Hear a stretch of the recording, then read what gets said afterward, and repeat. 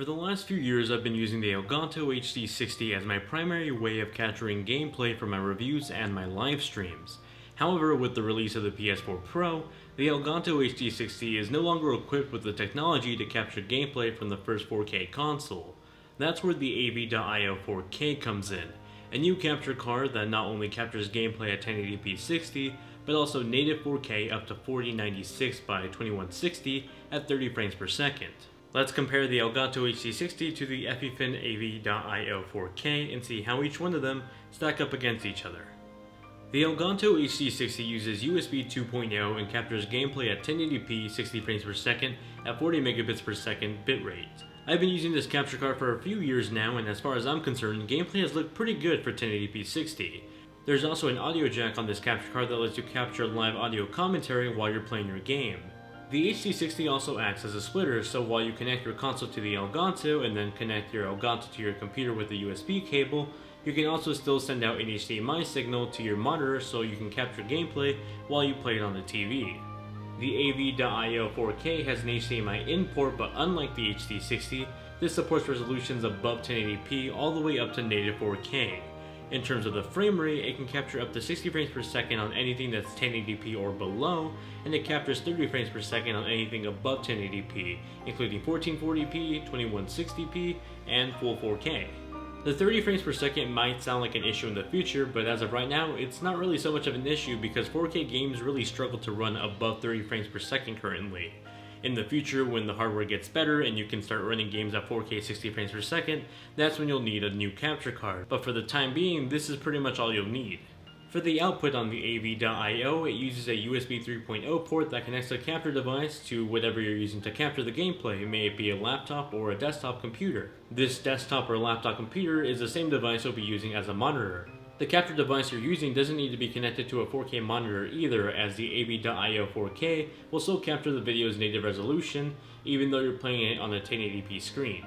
However, if you still want to play games in 4K while you capture them in 4K with no latency at all, it's recommended that you invest in a 4K HDMI splitter. I bought this one for about $20 on Amazon, and I'll have it linked in the description below, but what it pretty much does is it gets the HDMI signal from your PS4 Pro and then splits it into two signals, one towards the capture card that connects to your computer and then captures the gameplay, and the other one to a monitor where you can play on the TV or a 4K monitor and still play with no latency while you still capture the gameplay. In terms of the software, the Elgato HD60 uses its own Elgato game capture software to capture both gameplay and commentary.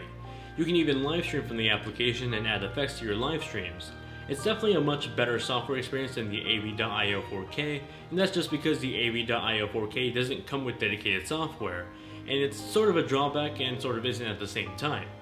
It's a drawback because it doesn't have its own dedicated software like the Elgato, but it's a bonus because you could pretty much use it with any capture software like OBS, XSplit, or VLC.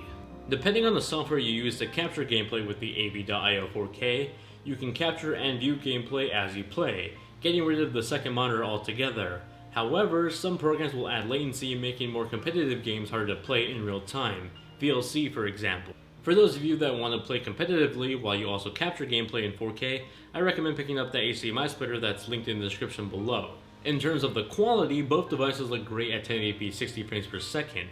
However, with the larger variety of resolutions available on the AV.io 4K, video capture is definitely a better experience on this capture device. If you own an Xbox One S, a PS4 Pro, or a PC capable of 4K gameplay, the AV.io will let you capture gameplay up to native 4K resolution at 30 frames per second without putting a load on your gaming PC or without affecting the gameplay on your PS4 Pro or your Xbox One S.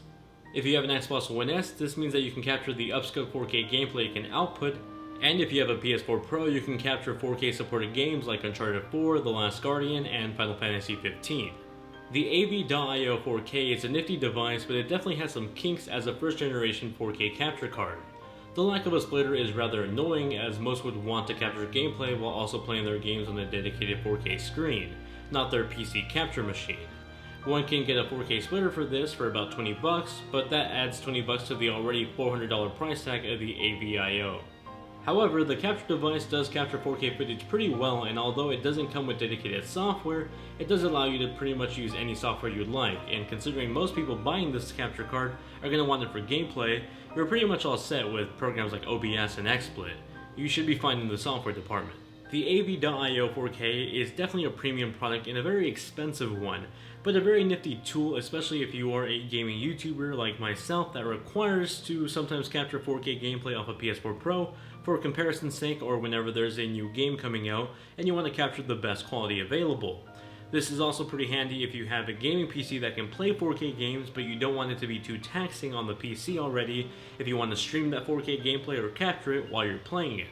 This will pretty much take off the workload off your gaming PC and act as the encoder.